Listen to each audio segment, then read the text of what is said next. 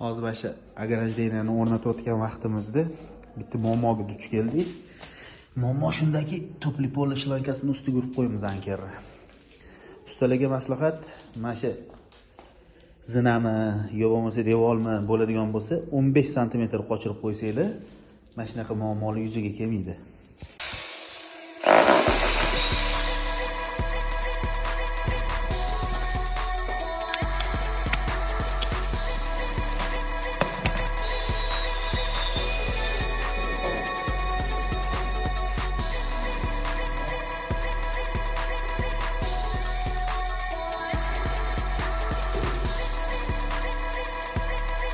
Mana topli pol shlankasini ham qotirib oldik, hamurladi.